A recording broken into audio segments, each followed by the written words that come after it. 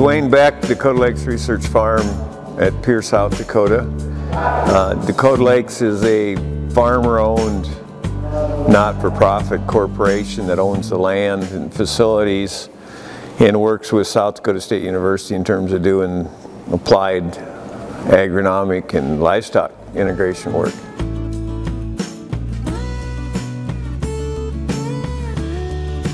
Well, we originally started, I guess, no-till to make water go in the ground and stop the soil from blowing.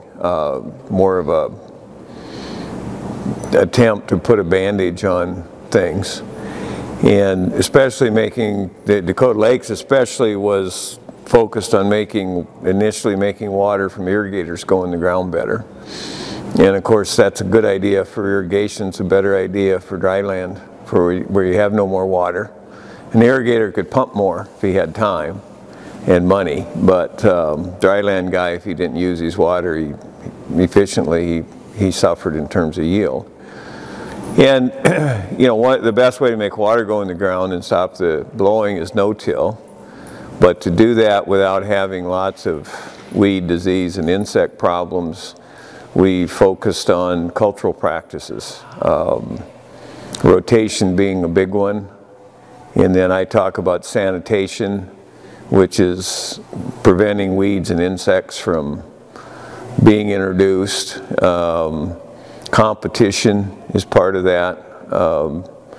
In terms of row spacing, leaving the residue in place, not removing the residue, and then not doing the disturbance to start the weed seeds, and really looking from a weed standpoint at trying to control the weed seed bank with the crop rotation and sanitation and things like that.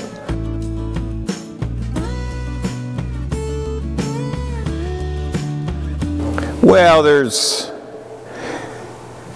no best rotation because every farmer will do it a little bit different. There's principles.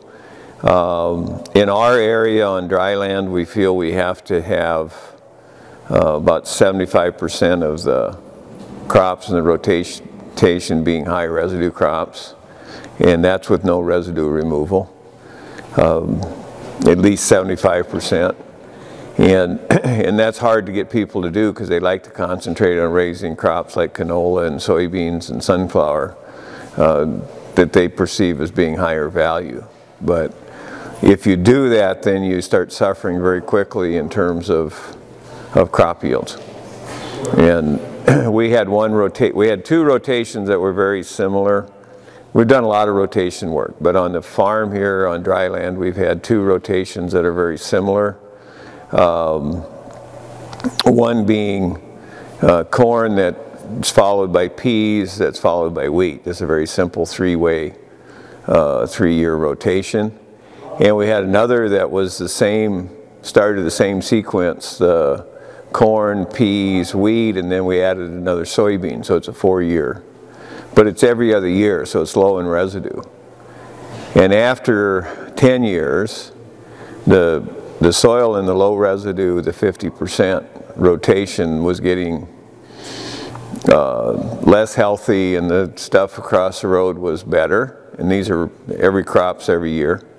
And as soon as we ran into a dry year, the wheat behind the peas in the low residue rotation yielded half what the higher residue rotation did. So we were looking at 4.5 tons versus 2 tons, or a little over 2.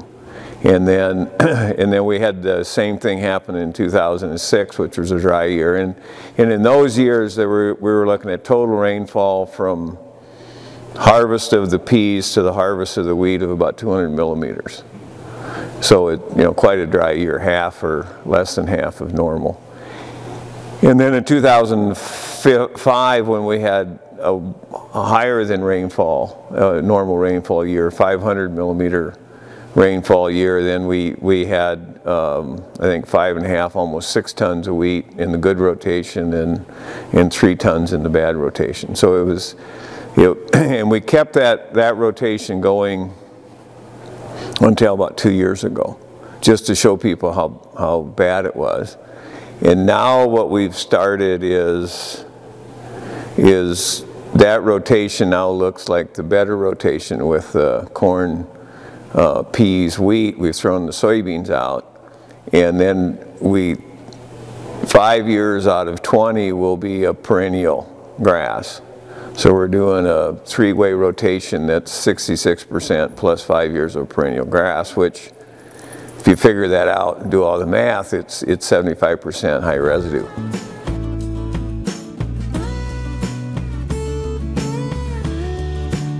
Well, what we're attempting to do is we want to mimic natural systems. And we want to mimic the ecological cycles of natural systems, so the water cycle, the mineral cycle, community dynamics, and whatever. And I don't think we can do that without having the animals. Mother Nature always used animals, and we do if we don't have cows there. We still have livestock, but they're little tiny guys, but we don't have the big guys. And one of the things I say, since we live in a cold climate, and a climate that's also dry in the summer, is in periods of really dry weather, soil biology stops because it's dry. The rumen of the cow has moisture, and so she continues that biological processes in dry periods. In very cold periods like now, and we've been out to the field, the biological processes in the soils are not going very fast, but the rumen of that cow is warm, and so that biological process continues. And so the swath residue in the corn stalks that they're eating, or the leaves, are being processed into different compounds, even though the weather is cold enough it doesn't happen the other way.